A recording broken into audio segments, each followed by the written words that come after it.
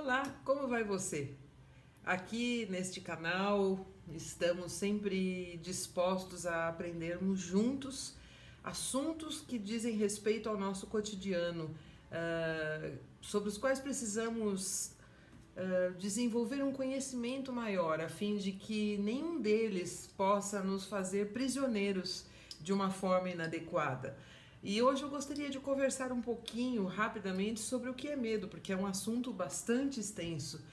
Mas pegando assim as dicas do dicionário, porque vocês que acompanham aqui no canal sabem que eu gosto muito de lidar com essas definições, procurando a origem da palavra, o que significa o verbete nos dicionários.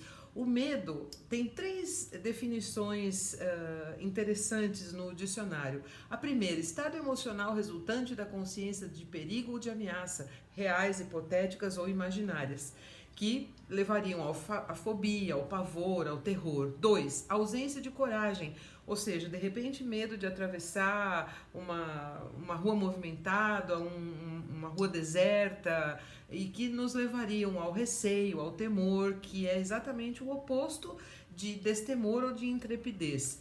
E em terceiro lugar, a preocupação com determinado fato ou determinada possibilidade. Exemplo, medo de chegar atrasado, medo de ir mal na prova.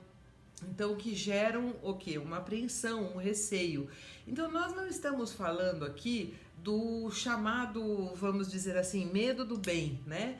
Porque o medo do bem seria aquele que nos faz observar com prudência, com atenção o que nós vamos falar, o que nós estaremos ouvindo, o que nós vamos ver, aonde nós iremos, de que maneira nós faremos isso ou aquilo. Isso, na verdade, acaba sendo uma virtude, né? Não o medo da maneira como a gente ouve ou como as pessoas costumam se reportar.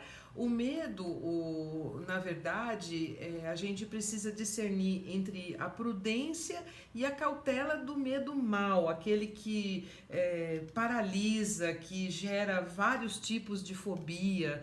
2 Timóteo 1,17 diz assim: pois Deus não nos deu um espírito que produz medo e covardia, mas sim que nos dá poder, amor e autocontrole. É a combinação desses elementos que produz em nós, cristãos que confiamos em Deus, que cremos nessa palavra que acabamos de ouvir, uma pessoa forte, mas não forte em si mesma, não forte pelas suas características naturais, mas porque ela pode enfrentar situações desafiadoras no poder do Espírito de Deus, né? Porque é o Espírito de Deus que nos dá força, que nos capacita a não permitir que o medo nos atormente com dúvidas, com mentiras, com enganos. Jesus mesmo disse lá em Mateus 28:18 que todo o poder e toda a autoridade foram dados a ele. Ele veio aqui nesta terra como homem, ele morreu, ele ressuscitou, e quando ele estava para voltar para o Pai, depois de ter obedecido tudo que precisava ser obedecido, depois de sofrer em nosso lugar e de também obedecer em nosso lugar, coisas que para nós, como seres humanos limitados e falhos que somos, seria impossível, ele então resgatou a nossa vida da desobediência original de Adão e Eva, que quebraram o relacionamento com Deus. A obediência de Jesus, ele nos resgatou para Deus de volta, e ao aceitar o senhorio de Jesus sobre a nossa vida e aceitá-lo também como o único caminho para nos reaproximar de Deus, então nós passamos a ser inseridos na família de Deus como filhos de Deus e como co-herdeiros de Cristo. E se Cristo tem todo o poder e toda a autoridade,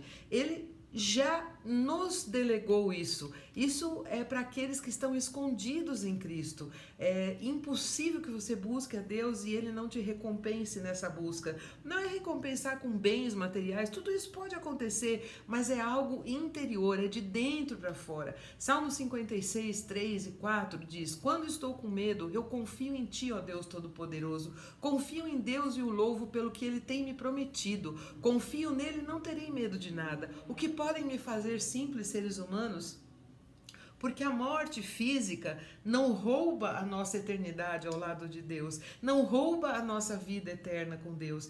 Então, eu aconselho você que conhece ou que está conhecendo a palavra de Deus, que você se aproprie das promessas, que você conheça a palavra dele, porque a palavra de Jesus é a palavra que liberta, que traz vida, que traz que nos faz despertar para a liberdade desse poder e dessa autoridade que ele já nos deu. Então, toda vez que você se sentir apreensivo extremadamente, busque a palavra de Deus, repita em voz audível para que você ouça e entre no seu coração e fique fixado na sua mente aquilo que a palavra de Deus diz. Vou deixar mais 2 exemplos aqui do que você pode declarar sobre a sua vida. Deuteronômio 31:8 diz: o Senhor Deus irá à minha frente, Ele mesmo estará comigo e não me deixará, não me abandonará, não me assusto e nem tenho medo.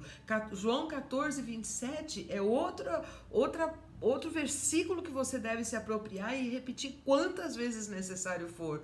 Deixo com vocês a paz.